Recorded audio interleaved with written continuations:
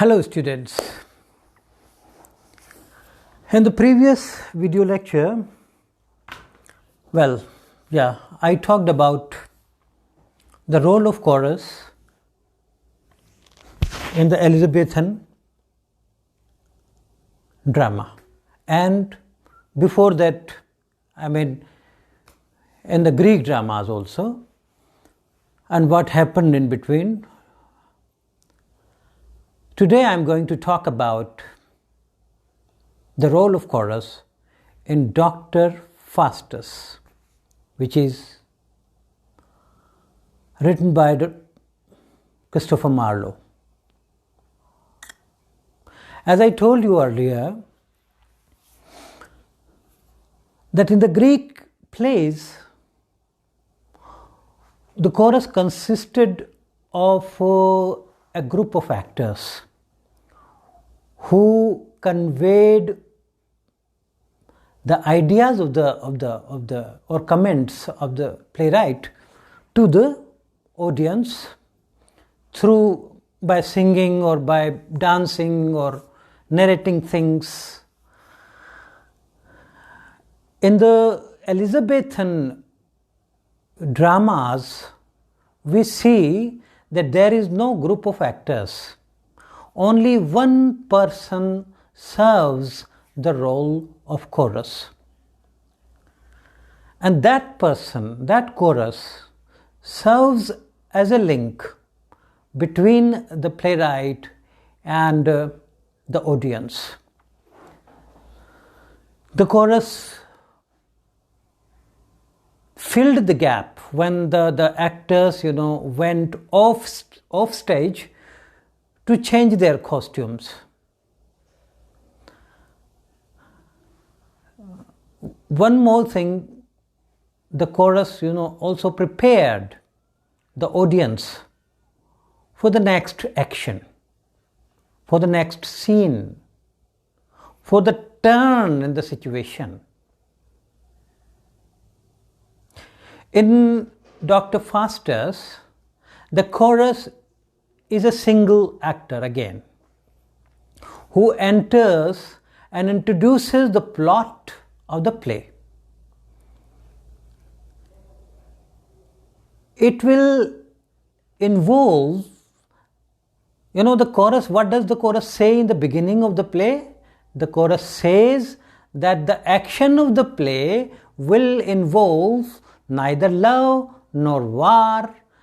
The actor who plays the role of the chorus says the audience that instead of love and war, the action will trace the form of Faustus' fortune. The chorus chronicles how Faustus was born to lowly parents in the small town of Rhodes. And the chorus tells how Faustus came to the town of Wittenberg to live with his kinsmen. And the chorus also tells the audience how Faustus was educated at Wittenberg, a famous German university. The chorus tells the audience that after earning the title of Doctor of Divinity, Faustus became famous for his ability to discuss theological matters, grave theological matters. He was a master of theology. He became a great scholar after studying after getting his degree from the University of Wittenberg in Germany.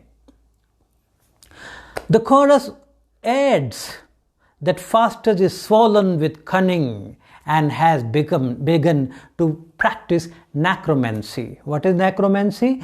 Necromancy is, black magic. So he was eager to learn many new things. He was eager to acquire knowledge. The chorus speaks in very formal, very rhetorical language and explains that the subject of this play will not be that which is usually depicted in dramas. The chorus at the very beginning makes it clear that the theme of the play, the topic of the play is not going to be based on love or based on war. The play will present the history of a scholar, the life of a scholar. The purpose of this explanation is that traditionally, what happened? Traditionally, tragedy had dealt with such grand subjects as the history of kings, as the history of great royal families, the history of wars, or you can say the tragedies, dealt with powerful love affairs. Consequently, Marlowe is preparing the audience for the departure in subject matter. Through the chorus, Marlowe prepares the audience for a different subject matter, a new subject matter, which generally great tragedies don't deal with. Most frequently, tragedy is concerned with the downfall of kings, and Marlowe's tragedy does not fit into this formula. None of Marlowe's tragedies, Tamburlaine, Jew of Malta, Dr. Faustus, none of these tragedies, are confined to the topic of love affairs, no, or great heroes, no.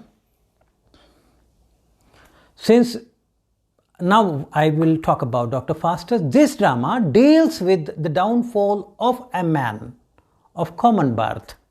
And even in Tamburlaine, we see Jew of Malta, we see a person of common birth or lowly birth, meets to their doom. The prologue concludes by stating that Faustus is seated in his study. So this is the background of the play. The audience are prepared for a different kind of theme through the chorus. The chorus helps us to highlight the entire tragical history of the life of a brilliant actor who wanted his precious time in practicing necromancy. Necromancy, I told you earlier in the same video, necromancy means black magic. Undoubtedly, chorus provides a great interaction with audience in the play of Faustus. So this is the role of the chorus in Christopher Marlowe's play Dr. Faustus. The chorus, tells at the very beginning of the play that the theme is going to be completely different from other tragedies. And the theme is going to be the fall of a great scholar. The chorus's introduction to the play links Dr. Faustus to the tradition of Greek tragedy, in which a chorus traditionally comments on the action of the play. So even in this play, the chorus prepares the audience for a different kind of action. Although we tend to think of a chorus as a group of people or group of singers, but as I told you, the role of the composition of chorus changed completely in the Elizabethan era. Only one person did the role of chorus. It can also be composed of only one character. So this happened in the Elizabethan plays. Here, the chorus not only gives us background information about Faustus' life and education, but also explicitly tells us that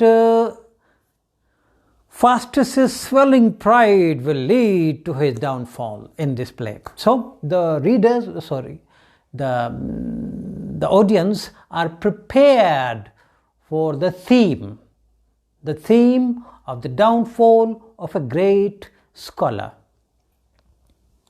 A traditional figure in Greek tragedy, the chorus delivers the prologue and delivers a monologue also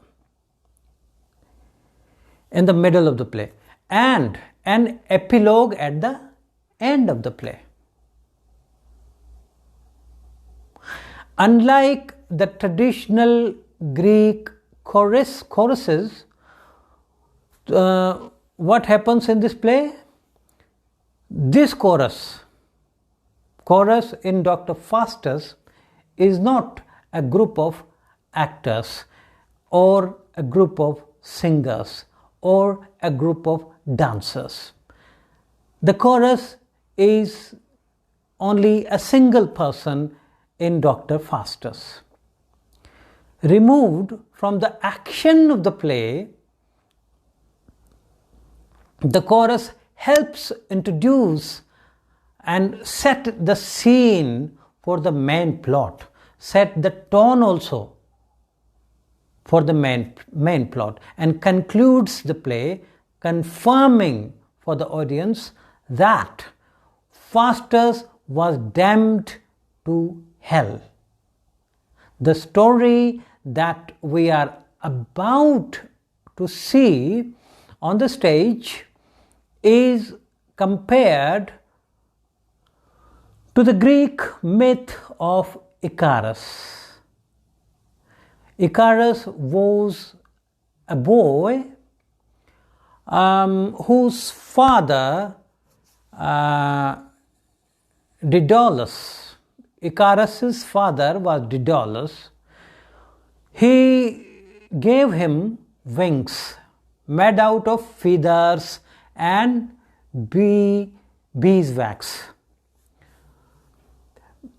Icarus did not heed his father's warning. Icarus wanted to fly higher and higher and higher and higher, and so his father Daedalus warned him not to fly very high, because by doing so he might reach near the sun. So he flew too close the sun, causing his wings to melt and sending him plunging to his death.